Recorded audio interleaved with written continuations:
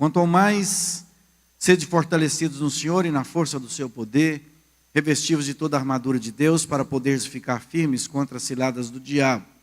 Porque a nossa luta não é contra o sangue e a carne, sim contra os principados e potestades, contra os dominadores deste mundo tenebroso, contra as forças espirituais do mal, nas regiões celestes. Deus e Pai, que o Senhor venha falar ao nosso coração através da palavra. Nós possamos compreender exatamente, Pai, essa questão dos seres angelicais, os bons e os maus, e que nós possamos ter do Senhor a proteção, a graça. Ser conosco agora, abrindo nosso entendimento, para que possamos meditar na Tua palavra, que eu lhe peço em nome de Jesus. Amém. Irmãos, vamos iniciar agora as funções dos anjos maus, algumas ações desses anjos. Vamos recapitular um pouco o que vimos. Não dá para encerrar esse estudo todo hoje, porque senão demoraríamos muito, mas no máximo essa quarta e a outra a gente encerra. Terminados os anjos, nós vamos estudar sobre o homem. O que é o homem na Bíblia? Como é que a Bíblia apresenta o homem? Bom, nós falamos da natureza dos anjos, então Ageu e tal, aí a palavra é embaixador, mensageiro, anjo, malak, do grego, do hebraico. Louvai todos os seus anjos, louvai todos os seus exércitos, sol e lua, pois mandou e foram criados. Logo foram criados. Então os anjos são criaturas de Deus, portanto, óbvio, não podem ser adorados. Quem criou os anjos? Está aí o texto dizendo que foi Cristo, nele foram criadas todas as coisas, para ele, por ele e para ele. As classes de anjos, aí vimos os querubins, serafins, o arcanjo, que é o Miguel, os principados, que vem aquela lista, a Bíblia não dá detalhes destas listas, às vezes muda um pouco a ordem nas nossas Bíblias, tem importância em termo hierárquico, mas nós não sabemos exatamente o que. Sabemos que tem, inclusive, dos anjos maus, conforme nós lemos aqui. Miguel e Gabriel são os dois únicos nomes de anjo no texto canônico mencionado na Bíblia. Miguel, o arcanjo de Israel, e Gabriel é aquele anjo famoso que deu as boas novas sobre o nascimento de Jesus. Então, esses dois nomes de anjos estão aí.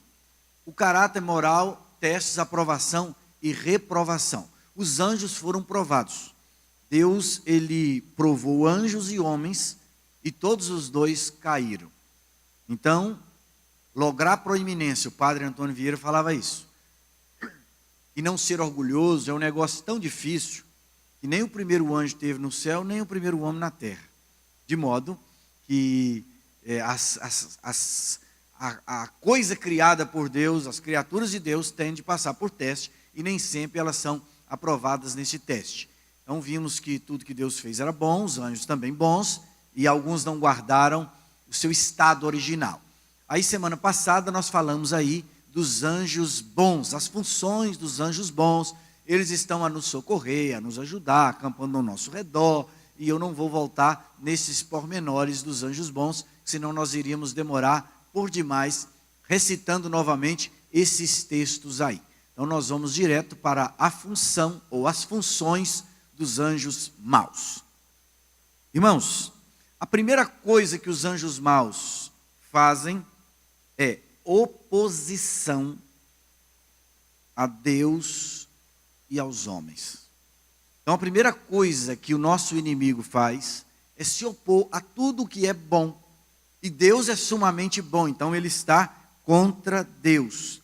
E um pastor lá de Rondônia escreveu uma frase muito bonita. Ele escreveu assim: por mais que você seja amigo do diabo, por mais que você faça a vontade do diabo, ele sempre será seu inimigo. E é verdade, o diabo odeia o ser humano. Alguns até pensam que a rebelião do anjo no céu se deu por conta do projeto homem, quando os anjos especiais, os anjos que estavam assistindo diante de Deus, eles souberam que Deus estava para criar uma nova criatura, um ser, nós, o ser humano, e estes anjos, todos os anjos do céu, seriam espíritos ministradores a serviço do homem. Então eles se rebelam, inclusive por isso, ou principalmente por isso. É uma teoria, tem nada de esclarecimento bíblico nisso, mas faz todo sentido. Do ódio que os nossos inimigos, os anjos e demônios, têm em relação ao homem, a criatura, o ser humano. Então, irmãos, estes são os nossos inimigos, se opõem a Deus e lutam para derrotar, não a Deus, porque sabe que não consegue derrotar a Deus, mas derrotar a vontade de Deus. Então, o nome já diz muito sobre esses seres malignos. Primeiramente, a palavra Satã. O que significa Satã? Significa adversário. Inimigos de Deus, inimigos nossos. Então, ele é adversário de Deus e meu, e seu. Então, não pensa que o diabo pode se tornar seu amigo. Ele pode até vir com uma conversa no nosso ouvido, de nos ajudar, de nos entender, muito mais do que Deus nos entende, que ele tem essas habilidades. Mas ele não quer o nosso bem, ele quer a nossa destruição. Enquanto Satã significa adversário, diabo, do grego diabolos, significa acusador. Então o diabo é sempre aquele que está caluniando. Ele calunia os dois seres que ele odeia, Deus e o homem. Então o diabo fala para mim mal de Deus, e ele fala mal de mim para Deus. Se tem um sujeito baixo, fofoqueiro, é o diabo. Então o diabo, ele é de fato um ser desprezível. Tem um texto referente ao anticristo, não a Satanás, tal, mas tem muito a ver com a obra satânica. Diz o texto: ninguém de maneira alguma vos engane, porque não será assim, sem que antes venha a apostasia e se manifeste o homem do pecado, o filho da perdição, o qual se opõe. É assim que o diabo faz: se opõe e se levanta contra tudo o que se chama Deus ou se adora. Então, tudo o que é para glorificar a Deus, exaltar a Deus, aí tem a presença do anticristo, a presença do nosso arqui-inimigo Satanás, para poder nos impedir. Segundo Tessalonicenses capítulo 3, versos 2, versos 3 e 4, quando Paulo está falando sobre o homem da maldade, o anticristo. Tão falado aí ultimamente em novelas e filmes, né? Muitos irmãos têm assistido e tal, e nós não podemos perder de vista que a doutrina do anticristo já está entre nós. O anticristo talvez não. Outro dia falaram que era o Emmanuel Macron e tal, agora mudaram para o genro do Donald Trump, e eles vão mudando de acordo, e aparece um sujeito fino, bem educadinho assim, tal, bonitinho, esse aqui é o anticristo. Não é assim? E por aí vai. O Macron nem serve, porque ele é careca assim, o careca não serve para ser nada. Não podia ser sacerdote, tinha que ser perfeito. O anticristo será um sujeito perfeito, lindo, inteligente, educadíssimo. Ele vai falando assim, todo mundo cai na lábia. Ele é 171 mesmo, bandidão, o anticristo. E o pai dele, que é o pai da mentira, o diabo, o Satanás. Então, tudo que se levanta contra Deus tem essa turma aí por detrás. Sobre essa oposição, vamos lembrar de alguns episódios. Ele se opôs a Jó. Diz o texto Jó 1,6. E vindo um dia em que os filhos de Deus vieram apresentar-se perante o Senhor, veio também Satanás entre eles. Então os anjos de Deus, possivelmente, eles compareceram diante de Deus, e no meio deles, Satanás também apareceu. E nós sabemos do que deu. Ah, você viu lá meu servo Jó? Vi. Você viu como é que ele é bacana? É temente, fiel, desvia do mal. Ele é um crente padrão. O diabo falou, claro que ele é. Você dá tudo para ele, o sujeito é bonito, o sujeito é rico. Casado, a mulher dele mais ou menos linda. Olha só os filhos, que maravilha. Ele é o homem mais sábio do Oriente, o mais rico do Oriente. As pessoas fazem fila, e ele é manso, ele é sereno. Tudo que esse homem faz, desse jeito qualquer um, até eu, né? Aí, toca nele para ver se ele vai. Aí, olha só como é que o diabo é. Aí Deus permitiu que se tocasse. Vamos continuar. Para se opor a Josué. Josué é um sumo sacerdote. E me mostrou o sumo sacerdote Josué, o qual estava diante do anjo do Senhor. E Satanás estava à mão direita para se lhe opor. Zacarias 3:1. Então, isso é uma cena estranha. Está lá diante de Deus, o Zacarias diante de Deus, com as vestes sujas. As vestes sujas. O Satanás à direita, falando mal das vestes sujas do Zacarias.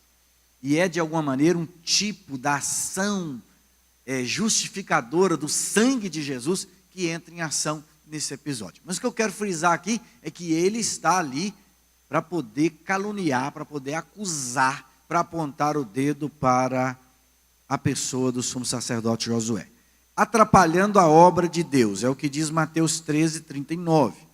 O inimigo que semeou é o diabo, e a ceifa é o fim do mundo, e os ceifeiros são os anjos. Então o semeador sai para semear, mas tem um maligno também semeando junto. Nós vamos ver bem como acontece essa situação. Ele deseja destruir os homens. Então vamos ler o que lemos aí, ou lemos nos dias passados sobre Pedro.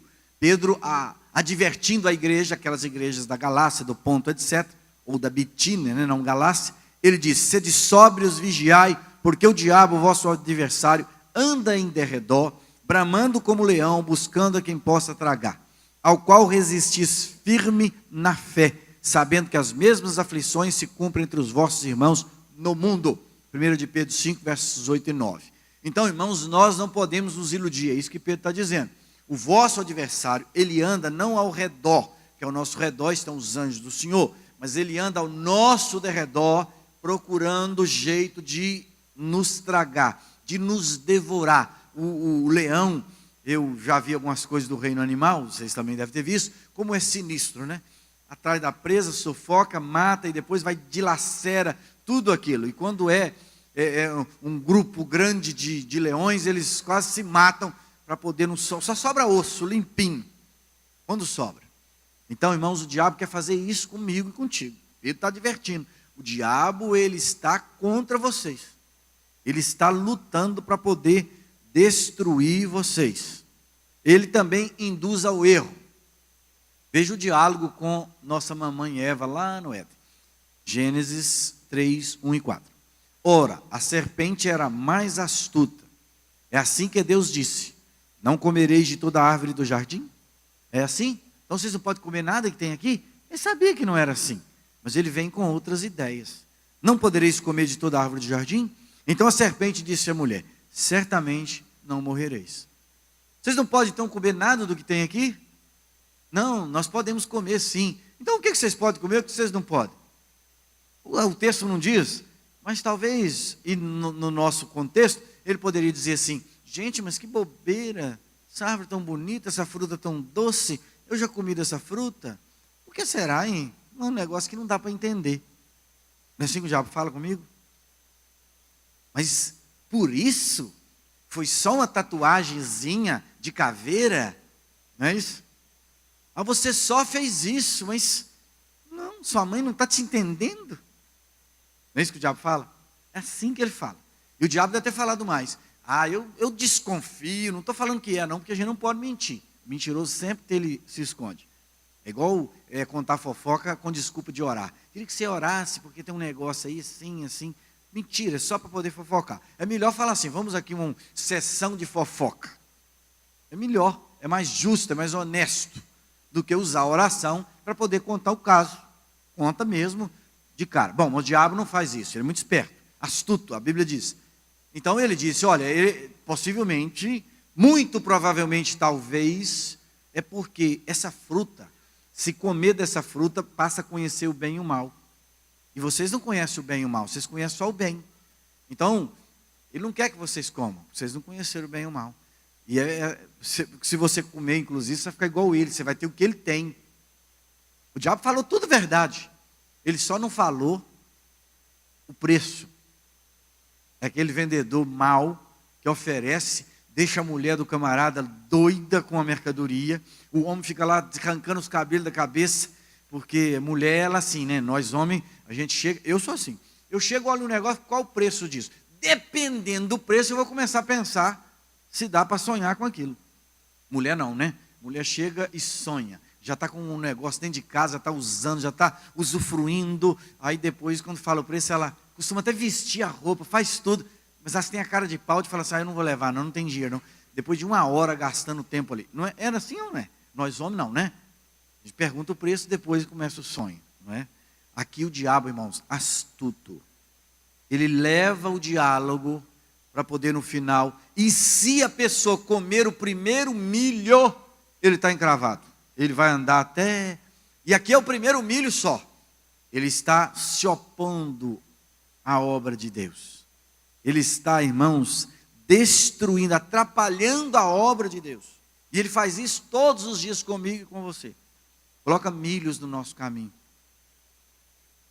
E se a gente come o primeiro, muito difícil não comer o segundo.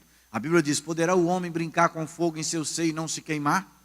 O diabo sempre fala assim, e não, você pode começar a pensar naquela moça, naquela mulher, um homem casado principalmente, ou a mulher, né, que está te dando bola, está rindo para você, pode flertar bastante, que na hora que você não quiser, você para com isso, rapaz, você é uma pessoa, você é um crente de verdade, ou você não é crente?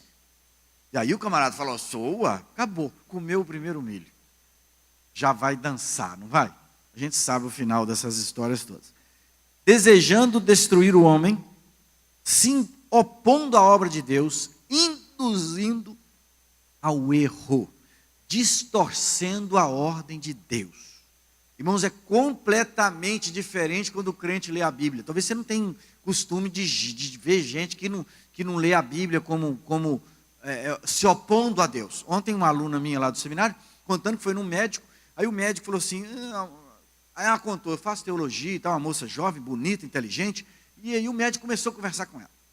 Mas o médico não quer saber nada de Deus. Aí perguntou para ela, você faz teologia? Então me explica isso. Mas ele não deixava a menina explicar. Ele ficou 40 minutos falando, mas o homem sabe tudo, do concílios da igreja, da Bíblia, ele só levanta polêmica. Ele está justificando não se curvar diante do senhorio de Cristo. Entende? É assim que o ímpio lê a Bíblia. Ele vai lendo, ele vai ouvindo a mensagem, ele escuta um hino evangélico, ele vê a igreja, ele vê o crente, ele fica todo retraído, com raiva, com as garras, indefeso. Agora nós que somos crentes, nós somos ovelhas. Então quando nós ouvimos a voz de Deus, nós abaixamos a cabeça. E às vezes é cada pancada, e eu estou dizendo por mim, quanto mais vara, mais gostoso fica. Porque a gente sente também o consolo de Deus na nossa vida, no nosso coração. Mas o ímpio é simples, ele ganha varada e dá coice. Agora a ovelha não ganha varada, ela calma e fala, está pouco ainda, eu merecia mais. Você lembra, Fernando, que dia ir no hospital? Fernando, o negócio está feio, pastor, pelo que eu já fiz, eu estou na hora extra, não foi? Deus está sendo misericordioso mais comigo, e se a misericórdia dele chegar aqui também, encerrou. Falei, Deus vai levar o Fernando. Não passa de hoje, barriga inchada, amarelo, os olhos desse tamanho, só pele e osso, né? Morreu o Fernando. Mas Deus tinha mais misericórdia no pacote para você, tá, Fernando? Mas você também não está nem aí. Está por conta de Deus e é isso que importa no final das contas. As ovelhas são assim. Elas estão confiando no que o pastor fizer. Agora o bode não. Ele dá coice, ele reclama, ele fala e por aí vai. Induzido às vezes pelo diabo. Ele desafia Deus a punir o homem. Então o diabo fala para mim assim, pode ir, o que que tem? Deus é misericordioso, Ele é bom, Ele já te perdoou tantas vezes, para te perdoar de novo. Aí a gente vai e cai. Quando cai, ele fala assim, de novo? De novo? Aí eu acho que Deus não vai te perdoar, porque esse aí eu nem me lembrava, mas esse aí já te perdoou ontem. Ontem você falou que não ia fazer, ou agora há pouco você falou que não ia fazer, agora você está fazendo de novo. E aí ele busca a justiça de Deus. Está aí, ó, esse que você fala que é seu servo, que é seu filho, que você pagou na cruz por ele, morreu, enviou seu filho aí. E aí? A Bíblia diz sobre isso. Nós vamos ler o texto lá de Job 2, 4 e 5. Satanás respondeu ao Senhor e disse, pele por pele, tudo quanto o homem tem, dará pela sua vida. Ou seja, a única coisa que o homem luta para manter é a vida, a própria vida, o ego. Então o Jó também é desse jeito. Estende, porém, a tua mão, toca ali nos ossos e na carne, e verás se não blasfema de ti na tua face. Não toca nele. Então, às vezes, irmãos, nós podemos até ser motivo de uma disputa do diabo e Deus. Nesse sentido, e Deus permitir que o diabo nos toque. Claro que se ele nos tocar, Deus proverá meios, recursos para nos ajudar a vencer o tentador. Ele é o acusador dos crentes. Até agora, apenas a oposição que ele faz em muitas áreas que a Bíblia nos apresenta aqui. Vamos falar agora das acusações que ele faz aos crentes, conforme a palavra nos diz. Vamos ver. E ouvi uma grande voz no céu que dizia: agora chegada está a salvação e a força e o reino de nosso Deus e o poder do seu Cristo, porque já o acusador de nossos irmãos é derribado, o qual diante do nosso Deus os acusava de dia e de noite. Ele não dorme. Apocalipse 12, 10. Ele não dorme nos acusando diante de Deus. Ele não sossega. O Strong escreveu sobre isso assim: note que, como em oposição ao espírito mau, diante do nosso Deus, não é assim? Esse ser maligno nos acusando, lá está quem? O Espírito Santo. E o Espírito Santo tem uma obra completamente inversa. O Espírito Santo, ele é o advogado que pleiteia a causa de Deus com o homem. Olha só, pleiteia a causa de Deus com o homem. Ele fala para o homem assim: Deus está certo, olha só, ele trabalha no nosso coração, mas a gente aceitar a voz de Deus. E ele trabalha com Deus para poder ter misericórdia de nós. Então, nesse aspecto, segundo Strong, ele faz, através do sacrifício de Cristo, essa mediação como advogado entre nós e Deus. O diabo não, o diabo quer cortar a relação. E o Espírito Santo quer manter o fluxo. E manter o fluxo em alto nível, sem barreiras, sem coisas que venham atrapalhar o fluir da graça de Deus no nosso coração. Veja só, a ação de Deus em favor dos crentes. O Balaão foi contratado para poder amaldiçoar o povo de Israel. Vocês lembram? O Balaque mandou buscá-lo longe. Primeiro, ele não veio, depois ofereceram dinheiro. Dinheiro é um perigo, gente. Não brinca com dinheiro, não. Dinheiro, a prata, o olho do ser humano chega a brilhar. Igual gente que gosta de beber bebida alcoólica, o vinho, diz a Bíblia que quando ele olha o vinho, que o vinho balança na taça assim, ó, e nem tinha aquelas tacinhas bonitinhas nossa, não. Era um negócio bem menos bonito. Imagina agora, na hora que faz assim com aquela taça, o bicho baba. O dinheiro é um perigo. O dinheiro pode abrir portas para muita coisa. Para prostituição, para exploração, para o poder, para a fama. O dinheiro é um negócio terrível. É uma chave que abre muitas portas, mas que fecha a porta principal, que é da comunhão com Deus. Então, o Balaão vai para Israel, mas ele não consegue, mesmo recebendo, amaldiçoar. Ele sobe e, ao invés de amaldiçoar, ele abençoa. E o texto bíblico diz sobre isso aí, Números 23, o verso 21. Não viu iniquidade em Israel, nem contemplou maldade em Jacó. O Senhor, seu Deus, é com ele. Olha que lindo, irmãos. É com ele e nele. Deixa eu falar um negócio para vocês aqui. Não tem nada a ver com o diabo, no sentido de obra aqui e tal. A obra que eu vou falar é a de Deus, mas que encaixa com a relação à acusação que ele nos faz. O servo de Deus pode cometer o deslize que ele tiver cometido. E todos nós estamos sujeitos às mesmas paixões. Somos todos vasos de barro e trincados, sem exceção. Ponto final. O sujeito pode ter feito o que ele fez de mais absurdo. Ele é o Filho de Deus. E Deus está olhando para ele não como o diabo olha. O diabo é sinistro, porque ele vê coisas absurdas. E ele se levanta e faz a acusação. Só que quando ele faz a acusação, mesmo que tenha fatores de verdade naquilo, que era o caso de Israel. Israel foi rebelde. Deus teve que matar aquele povo todo no deserto. Só sobrou Josué e Caleb. Até o Moisés morreu. Mas quando o diabo se levanta para poder amaldiçoar, ele não pode, porque Deus está, diz o versículo, o finalzinho do versículo, Deus está com ele e nele. Então Deus está conosco, irmãos. Irmãos, nós não podemos ceder a essa pressão do diabo quando nós cometemos algum deslize na nossa vida contra a santidade de Deus. Nós continuamos filhos de Deus, e para deixar de ser filho de Deus, que eu acredito até inclusive que possa acontecer, nós temos que guerrear muito, lutar muito, pedir metade da fazenda, ir embora, brigar com o nosso pai. Não é assim não. Nós estamos amarrados com laços de amor. Então o diabo sempre fala assim: pecou, está no inferno. Tem gente que até acha que lá no céu tem uma seção de anjos lá, só para escrever o nome do camarada. Risca de manhã, põe de tarde, de manhã já risca de novo. Não é assim não, irmãos. Não é assim não. O nome daquele que está escrito no livro da vida está escrito. Ele só está aguardando chegar o dia de receber uma pedrinha com um nome que só ele sabe. Está reservado para nós lá no fim dos tempos, para a igreja do Senhor. Então nós somos de Deus. E aquele que é de Deus, o maligno não lhe toca. Só se ele deixar. Se ele chamar, se ele deixar, é outra história. É outra história. Vamos continuar. Então, sobre o acusador dos crentes, mesmo ele acusando o povo de Israel, tentando amaldiçoar o povo de Israel, ele não pôde porque não viu iniquidade em Israel. E olha que Israel nem bento não era. Deus ouve a oração do justo, diz a palavra. Mas o Senhor disse a Satanás: o Senhor te repreende, ó Satanás. Sim, o Senhor que escolheu Jerusalém te repreende. Não é esse um tição tirado do fogo?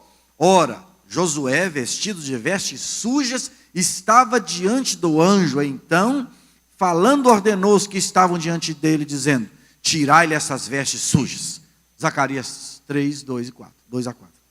Mesma coisa aqui de Israel. É aquele mesmo sumo sacerdote que estava diante e o bicho acusando. Diabo, Satanás, ou diabo, a melhor colocação, o acusando. Como Satanás, o adversário de Josué. E aí Deus manda trocar a roupa dele. É isso que Deus fez comigo e contigo. Nós estávamos sentenciados ao inferno, à morte eterna. Aí o que Deus fez? Mandou o filho dele para trocar de roupa comigo. Me deu as suas roupas de justiça. Me deu, irmãos, e a mim, a você, a justiça e a santidade de Deus. Ninguém pode comparecer diante de Deus em pecado. Deus é santíssimo. Então, quando nós comparecemos diante de Deus, e o fazemos isso sempre durante todo o nosso dia, nos nossos momentos de oração, e etc, etc, etc, nós chegamos diante de Deus, irmãos, na cobertura do sangue de Jesus. E o sangue de Jesus, quando ele é derramado sobre nós, nos cobrindo, nós temos de Deus a justiça e a santidade. Deus não olha para a sua igreja e nem para os crentes como ímpios. Ele ora como justo, como filhos. Filhos. Irmãos, mas nós somos rebeldes, nós somos difíceis. Você é filho. Pode até ser meio rebelde, não é filho. Irmãos, quando Paulo escreve aquelas igrejas complicadas, Corinto, ele diz assim: aos justos, aos eleitos de tal lugar, aos santos, porque são santos. Irmãos, nós não podemos deixar que o diabo tire de nós essa convicção de filiação, mas sabendo que o diabo vai estar sempre a se opor em relação a nós e em relação à nossa vida e a tudo aquilo que nós podemos dizer que glorifica a Deus. Vejamos ainda como acusador. Deus pode entregar os fenômenos da natureza para o controle do diabo. Em algum determinado momento isso pode acontecer. Vamos ler aí. Diz a palavra: e disse o Senhor a Satanás: eis que tudo quanto tens está na tua mão. E aí fogo de Deus caiu do céu, queimou ovelhas, os moços e os consumiu. E eis que um grande vento sobreveio da além do deserto e deu nos 4 cantos da casa, a qual caiu sobre os jovens e morreram. Aí já é o diabo reclamando de mais coisa, querendo mais poder. Deus então entrega para ele o poder. E aí, mesmo sendo o fogo da parte de Deus, é o diabo que está invocando e buscando aquilo para poder fazer todas aquelas catástrofes contra a casa de Jó. Jó capítulo 1, versos 2, 16 e 19. Diabo, irmãos, pode até produzir enfermidade. Alguns teólogos dizem que quando alguém está enfermo, e o problema da enfermidade não é um problema físico, biológico, é uma possessão, ou não diria uma possessão em si, mas seja uma enfermidade que veio da parte do diabo, então o cristão vai orar, repreender e a pessoa é curada na hora. Porque quando aquele demônio, no caso, sai daquela pessoa, perde aquele território, ele leva junto com ele aquela enfermidade. Então tem enfermidade, irmão, que não é enfermidade biológica, é enfermidade demoníaca. E aqui tem um exemplo clássico disso, quando nós lemos aí o que está lá em lá em Lucas, né? Lucas 13, 11 a 16. E eis que estava ali uma mulher que tinha um espírito de enfermidade. Havia já 18 anos. Irmãos, é incrível. Lá na residência onde o pai foi, Taruaçu ali, o pai foi evangelista lá. Havia uma mulher que morava para cima de casa assim e tal. Ela tinha um terreiro macumba, uma velhinha, baixinha. Ela andava encurvada. E a mãe sempre falava assim, com aquele jeitão dela, nada muito discreto, né? Falava assim, aquilo é demônio no cangote dela. A mãe falava isso. A gente passava sempre para orar no monte. O monte passava ali, andava uns 600 quilômetros para frente, num lugar difícil e tal. E a gente orava todo sábado. Era obrigado a orar, obrigado a chorar. Só não obrigava a gente a falar a língua, porque aí era muito, né? Mas o resto obrigava tudo. Todo sábado tinha jejum, oração e etc, etc. Ou converte, tá. Esquece isso. Aí a mãe passava, sempre a mãe falava. Essa mulher é cheia de demônio. Ela é escrava do diabo. A mãe falava assim, ela é uma cavala do diabo. Não sei se a Zilá lembra. Lembra, Zilá? Não, né? Você esquece, mas... Bom, aí eu me lembro que essa mulher aceitou Jesus. Irmãos, essa mulher ficou direitinha assim, ó, retinha. Aí a mãe não falei, era o diabo. Aí a mãe já é metida, vocês imaginam o resto, né? E era mesmo, era demônio. Depois parece até que ela voltou para macumba de novo, eu não sei. Mas eu só sei que naqueles dias em que ela estava em comunhão com a igreja, com os irmãos, aquela mulher endireitou. Você vê muita gente curvada, pode ser demônios. Irmãos, a gente não tem muito tempo para contar certas histórias, né? Eu já li os livros da Rebeca Cabral todos, do Daniel Mastral. Eu consigo ler isso sem isso perturbar a minha cabeça. E tem coisas, irmãos, complicadas. De ação demoníaca, de gente que sofre enfermidade com essa mulher, 18 anos sofrendo com o espírito de enfermidade. Uma coisa do diabo. Tem gente que tem dor de cabeça só na hora de vir para o culto. Só na hora de fazer uma coisa... Vai para o futebol, tá bom, vai para o cinema, vai para a praia, tá tudo beleza. Mas para a igreja, aí o bicho acende a sirene. Tem alguma coisa errada. Pode ser um espírito de enfermidade? Pode. Pode.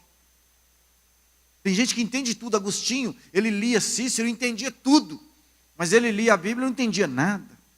Um homem igual Cícero não pode. Simples, mas não entendia. Irmãos, o mundo espiritual, ele é real.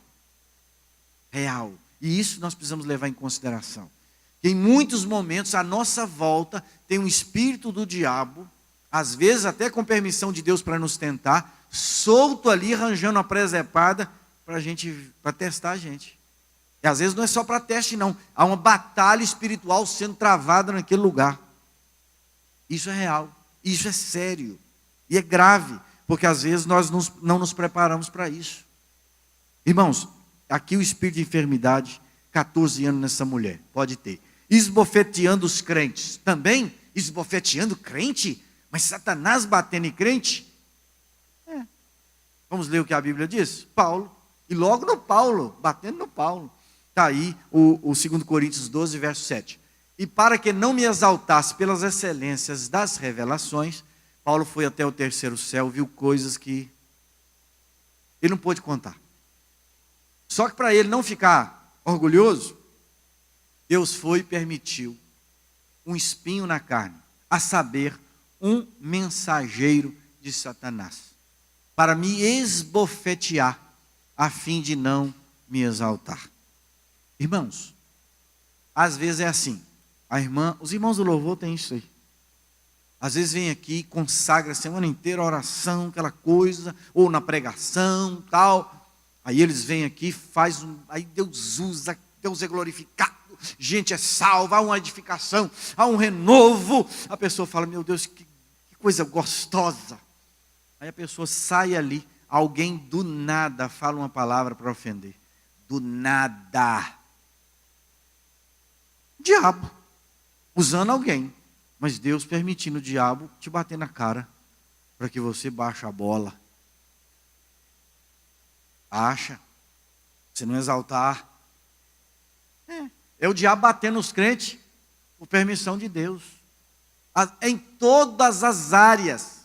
Se Deus nos ama como amava Paulo, Ele pode permitir isso. Tinha um irmão que na igreja eu falava sempre isso. Olha, esse irmão, Deus nunca vai deixar esse irmão ser rico. Porque se ele ficar rico, ele fica metido demais. E Deus ama esse irmão, ele é crente de verdade, mas ele só pode andar ralando. Irmãos, esse irmão sempre ralou até o osso. Que dó. Toda vez que começa a melhorar um tique, mas não é muito não. O narizinho tá e Deus pá na cabeça dele. E já tem muitos anos que é assim. Eu não vou dar detalhes. Não vocês descobrem quem. Já não está mais entre a gente, mas sempre foi assim. Irmãos, eu sou um mineiro matuto, né? E o mineiro espia, então eu fico olhando a minha volta para aprender, porque a gente aprende com os outros. A gente aprende com o erro dos outros. O sujeito está indo na nossa frente dirigindo, faz a curva lá e blá, blá, a gente vai frear, né? Opa, não dá para poder ir do mesmo ritmo que estávamos indo. Bem, então aqui o diabo, ou o nosso inimigo, sendo usado para poder baixar a nossa bola. E isso ocorre muito comumente.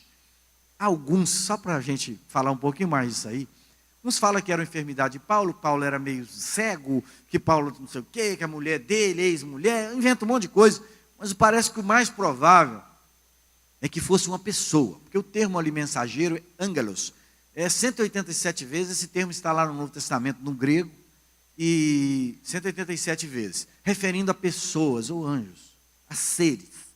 Então, crê-se que havia uma pessoa na igreja em Corinto, e quando Paulo começava a pregar a palavra, aí esse sujeito levantava, Taurino, e dizia assim, opa, você não pode ficar falando isso aí não. Você matou Estevão, você perseguiu a igreja, tá? Agora você vem com essas histórias, e o Paulo assim, o Paulo sabia que Deus o tinha perdoado, Paulo não tinha um problema com aquilo não, mas aquilo, Deus usava aquilo para mexer com ele, e o homem ficava, tanto é que aquilo ajudou Paulo. Lá eu falei outro dia aqui no sermão, quando Paulo escreve em 49 para os irmãos da Galácia, ele fala assim, eu subi e tal, fui em Jerusalém e ninguém me acrescentou nada. Beleza, contando a história dele, logo que ele voltou lá dos cursos de teologia dele de uns 8 anos, tá? Do doutorado cristão dele. Aí o Paulo vai caminhando, daqui a pouco ele é o menor dos apóstolos, daí a pouco ele é o menor dos crentes. Então isso ajuda. Então, irmãos, nós devemos depois, lá na glória, dar muita glória a Deus por certos espíritos do diabo.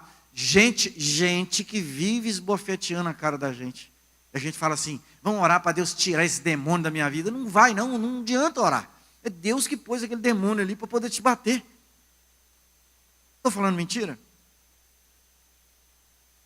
É assim, irmãos.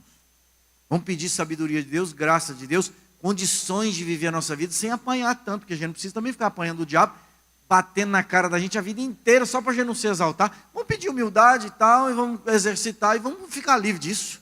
Eu acho que dá para fazer, não dá? É melhor, né, Dani? No mínimo é mais inteligente, se não é bom, é mais inteligente. Mas vamos voltar ao diabo aqui, que é o nosso assunto, é o diabo. Impedindo a obra de Deus. 2 Tessalonicenses, ou 1º, verso 18 do capítulo 2. Irmãos, alguém pode dizer assim, mas o diabo não pode parar a obra de Deus. Não pode, se Deus tem, o diabo não pode, não prevalece contra a obra de Deus. Mas às vezes o próprio Deus não quer que seja feito aquilo. Não, gente, tem que ser feito, o evangelho é para ser pregado, todo mundo vai aceitar, todo mundo não sei o quê. Irmãos, o Espírito Santo, domingo eu vou falar disso aqui na exposição, na introdução de Timóteo, vou melhorar ali as questões das cartas, para a gente comer um pouquinho mais gordo domingo que vem. Irmãos, o Espírito de Deus por 2 vezes impediu Paulo de pregar em determinada localidade. Ele queria ir para a Ásia, o Espírito falou, não. Depois ele queria ir para Bitínia, Deus falou, não, você não vai para lá. Não pode, impediu. Aí o varão macedônio fala, passa a Macedônia e nos ajuda. Atos 16, 9, e ele vai para lá. Então, Deus está guiando. E às vezes Deus está guiando as coisas usando o diabo. Irmãos, eu não sei se vocês me compreendem. Eu gostaria que vocês me compreendessem, porque é assim que acontece comigo.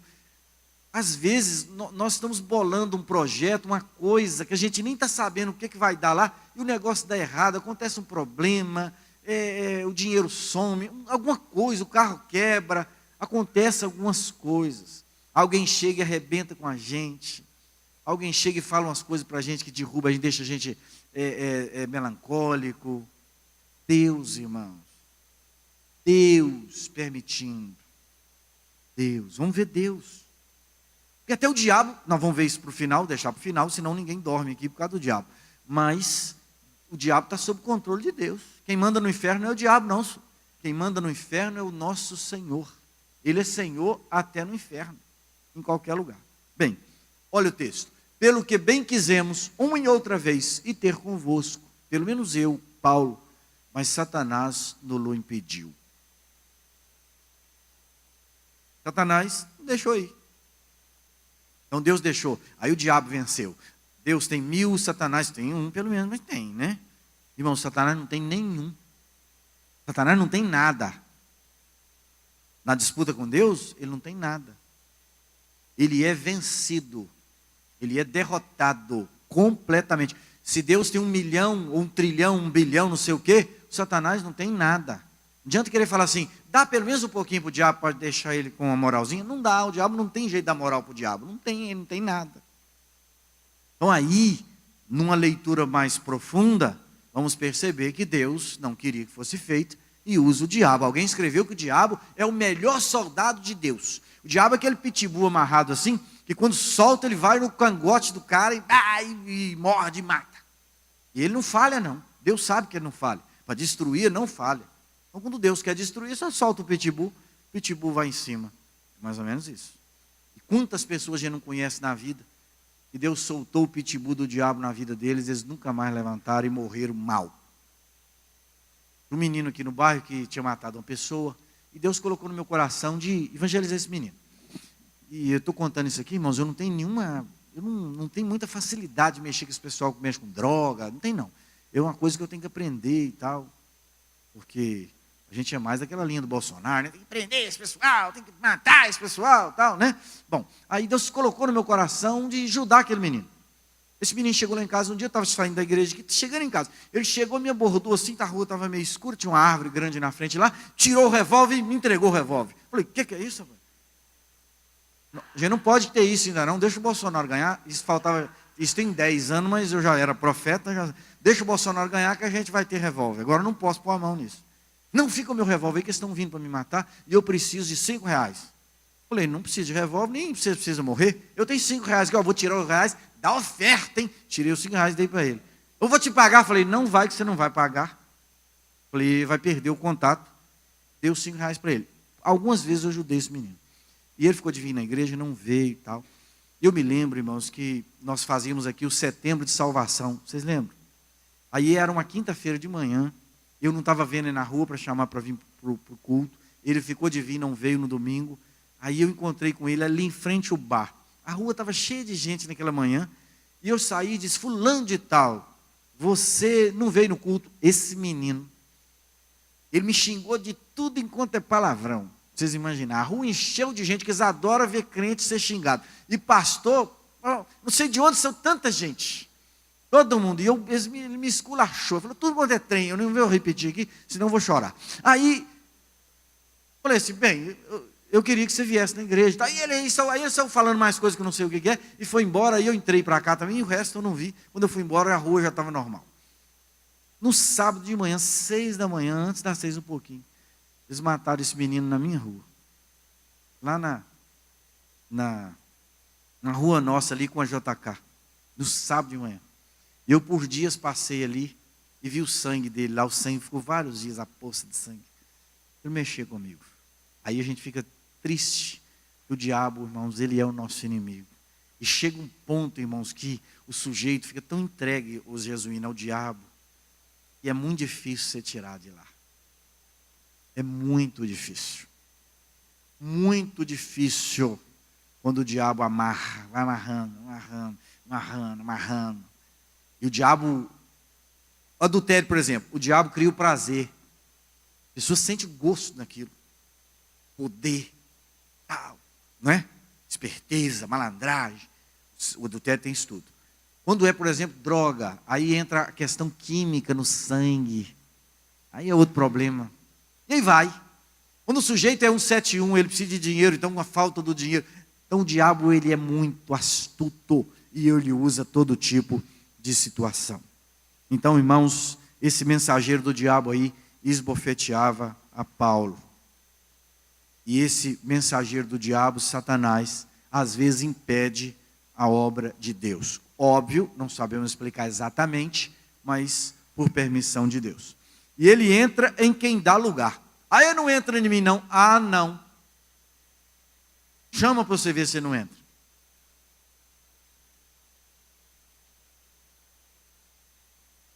Irmãos, eu já fiz coisas na minha vida, não matei, nem roubei, nem coisas gravíssimas, mas que passado aquilo, eu vi que eu tinha cedido à pressão demoníaca. E não é trem de quando eu era criança, quando eu era criança, que eu não era batizado, nada não, é coisa de pouco tempo. A gente sente a ação do diabo, e a gente dá lugar ao diabo. Às vezes fala um negócio que não era para falar. Você fala, meu Deus, como é que eu fiz isso? A gente deu, além da natureza, da pressão, daquela coisa, o diabo aproveita. Pensa que não aproveita, não, que aproveita. É por isso que a Bíblia fala assim, vigiar e orar. Não é nem orar e vigiar, é vigiar primeiro. Vigiar o quê? Entender o que é que está sendo processado no nosso ambiente. E o nosso ambiente, ele é muito, muito perigoso. Veja o texto. Ele vai entrar no Judas. Quem era Judas? O tesoureiro. O Gleison, não é todo tesoureiro não, tá? Mas o tesoureiro do grupo. Jesus era Jesus, a multidão, Jesus e 12. Dos 12 tinha diretoria. E o Judas era um deles, que sempre estava ali perto. O homem de confiança do grupo.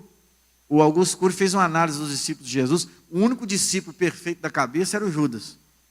O resto, tudo tinha problema gravíssimo. Numa empresa, eles não passariam na seleção. Só o Judas. E o Judas dá problema. O Judas dá problema. Então ele entrou em alguém que estava perto de Jesus. Jesus pegou o bocado de pão, até no último momento pôs na boca do Judas, tentando tirar o Judas de cabeça daquilo, mas o Judas já estava vendido ao diabo. O diabo já tinha entrado nele.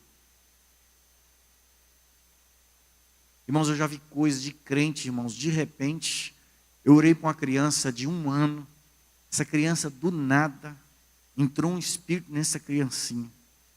Ela esticou toda, fez assim com as mãos e, criança, eu preciso repreender. Eu repreendi, demônio, saiu na hora. E a criança voltou ao normal, depois de uns 2 minutos. Quando a Alba teve depressão, teve uma noite, terminou o culto aqui e tal, ela estava até bem naquela noite. Ela terminou, ela me chamou, vim aqui, ela falou assim, vamos embora que está começando a ficar ruim.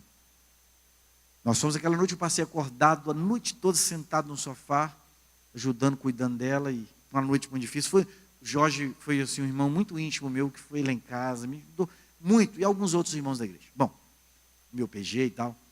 E naquela noite, a Alba vinha os demônios vindo, e ela falava assim, mas nós estamos vindo, e é desse tamanhozinho. Ela via eles chegando para entrar na mente. Entra. E aí tem o problema de dar lugar, tem um problema da fraqueza mental, tem um problema da hipnose, tem um problema de ser abduzido por seres extraterrestres. Eu não sei o que, não lembro de nada. Vocês já viram isso? Eu gosto de ufologia, sempre gostei dessas literaturas de ufologia. Mas isso é tudo mentirada. Na melhor ou na pior das hipóteses, é demônio. Demônio com as caravanas lá, as carruagens do inferno, que eles veem. Só isso, são abduzidos. E aí o diabo faz o quê? O diabo entra na mente da pessoa. Irmãos, a Bíblia diz assim, sede sóbrio, é o que Pedro diz lá em 1 de Pedro 5, e vigiai. Porque o diabo, vosso adversário, está tentando te tragar. Irmão, se a gente tiver isso se a gente tiver isso na cabeça, a gente pode até ser pego, mas não vai ser fácil não, né? Se a gente já tiver medo. Quando eu fiz o mestrado em Anápolis, às vezes eu saí de madrugada pela rodoviária. Aí não tinha ônibus, não tinha nada, tem aquela dificuldade. Irmãos, o bobo aqui levava o smartphone escondido na meia, e eu levava um outro celularzinho assim que podia me roubar, armado até os dentes para ser assaltado. Por quê? Você está correndo risco. E graças a Deus nunca teve problema, nunca tive problema nenhum. Mas andava preparado para ser morto. Então se a gente anda preparado para o problema, você tem mais chance de escapar dele. De não levar uns tapas, de não tomar uns tiros para a cara fora. Me dá seu celular, está aqui. Você tem outro na meia? Não, não tem, né? De jeito nenhum. Ele entra em quem dá lugar. Disse então Pedro, eu já estou lá no Ananias, né? Eu vou ler de novo aqui o Judas Iscariotes. E deu a Judas Iscariotes, filho de Simão, e após o bocado entrou nele Satanás. E o que fazes, faz-o depressa. Quando entrou o diabo, acabou. Aí está entregue. Filho da perdição agora. E ele completou aquilo, e nós sabemos que nem o dinheiro ele pôde usufruir, né? Que o diabo é assim, com 30 moedas de prata você vai ser um homem bom.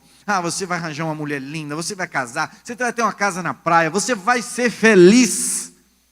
E no final Deus até te perdoa, que Ele perdoa e tal. É isso que Ele fala, depois que você faz, Ele fala, já era.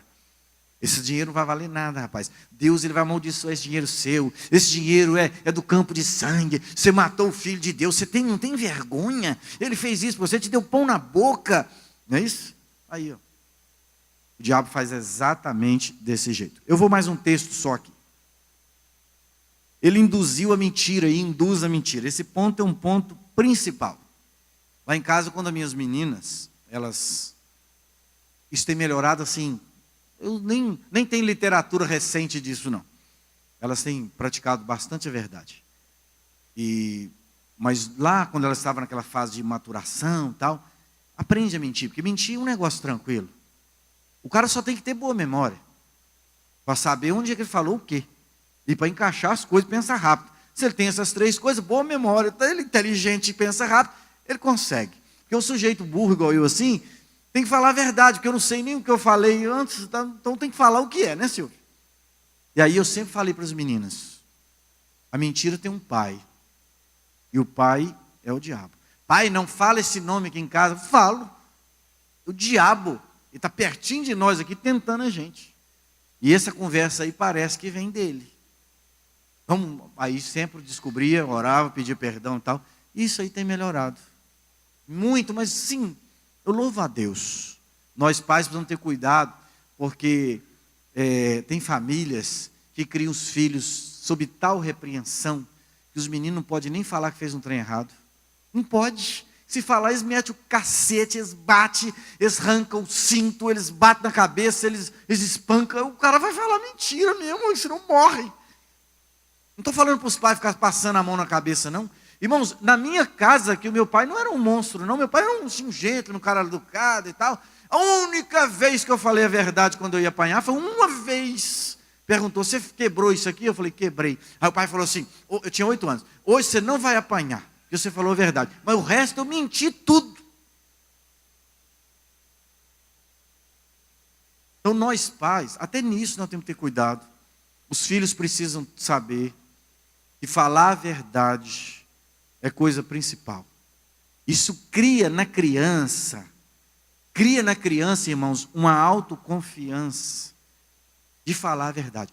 Vamos pegar aqui um exemplo. Esse Sérgio Moro, esse menino, ele deve ter sido criado numa família em que ele podia se expressar como uma pessoa de bem desde o berço. Você sabe por quê? Senão ele não teria esse caráter, não. Bolsonaro, com meia vírgula, já está soltando os cachorros. O Moro não, rapaz, o negócio está pegando fogo, o bicho pegando. Nem fruto do Espírito, porque não é crente, então, mas pela misericórdia de Deus. Não é um negócio quase inexplicável. O dia que ele der um soco em alguém, nós vamos bater palma, ao invés de ficar reclamando, né? Porque ele aguenta muita pancada. Irmãos, o diabo induz a mentira. Vamos ler o texto aqui, último. Disse então Pedro, Ananias, por que encheu Satanás o teu coração para que mentisse ao Espírito Santo e retivesse parte do preço da verdade? Por quê? Atos 5, verso 3. Então foi o diabo que colocou no coração dele aquilo. Olha, quando nós estamos com um problema e que a verdade vai nos custar caro, o diabo chega e nos ajuda. Um matemático de primeira. Ó, você vai falar e se der problema, vai dar esse problema aqui, mas aí você fala aquilo, e vai falando. E a gente fala, mas que amigão que eu arrumei, esse cara é meu amigo mesmo. E o Espírito Santo fala, não cai nisso, rapaz, fala a verdade. Mas eu vou apanhar, deixa bater. Né? O Espírito não tem esse negócio, o Espírito é reto. Agora o diabo não, o diabo é folgado. O diabo depende do time que está ganhando, depende da bandeira da política, né? Se ele é situação ou oposição. O diabo depende, Deus não, irmãos. Deus é o mesmo. O Jorge lembra de uma pessoa que foi da nossa intimidade aqui na liderança da igreja, saiu da igreja e tal, e andou falando muito mal de nós, né? E algumas coisas que era verdade, que a gente, na nossa intimidade, a gente tem que falar, que senão não tem jeito de resolver os problemas. E eles estão contando umas coisas nossas que a gente tinha falado, tinha mesmo, tal, e para os outros, a gente ficou com raiva da gente, lembra, Jorge? O Jorge um dia chegou lá em casa sábado de manhã, eu estava mexendo com a horta, lembra, Jorge? Não sei se o Jorge lembra. E aí, mexendo, tal, com a horta, o Jorge falou, pastor, esse menino, essa pessoa, falou isso também, ele também falou isso. Dá vontade, claro que o Jorge não faz isso, porque o Jorge é de Deus. Mas ele estava bravo, e vocês conhecem o Jorge bravo? Não, eu conheço. O Jorge, né, Messia? Furioso. Também, se a gente falar tudo que ele já falou também, Aí eu falei, Jorge, o problema é esse, né, que a gente não é diabo, a gente é Deus. E Deus sabe do negócio e não fala, para não criar inferno. Ele não, o diabo, irmãos, o diabo não tem compromisso com ninguém, irmãos. O diabo não tem compromisso com nada. Ele pode ser o que ele quiser ser. Agora Deus não, Deus é Deus. Verdadeiro, justo, bom, sempre bom. Esses dias eu vi uma cena do filme, aquele filme é sinistro, chama O Livro de Eli. Vocês já viram? Que filme esquisito, né? E aí o camarada, o bandidão lá, passa a mão na arma e lê o texto da Bíblia, com um homem doido, mas apaixonado com a Bíblia. Eu não sei o que é aquilo. Aí o homem fala assim, porque a benignidade do Senhor, não sei o que lá, o Senhor é bom. Aí o Denzel Washington, que é o ator principal, fala assim, o tempo todo. Quando ele fala assim, o homem atira nas pernas dele. Tipo assim, nem todo tempo. Aí ele diz assim, nem todo tempo Deus é bom. O diabo, ele vai até um ponto da verdade. Até nisso, irmãos, Deus é glorificado. Até nesses filmes de Hollywood, esses têm feito pelo diabo, Deus é glorificado. Lá no filme, Deus é glorificado. Quer dizer, o diabo vai até declarar que Deus é bom. Mas aí quando o ator fala assim, o tempo todo, sempre, o diabo não aguenta. Não aguenta.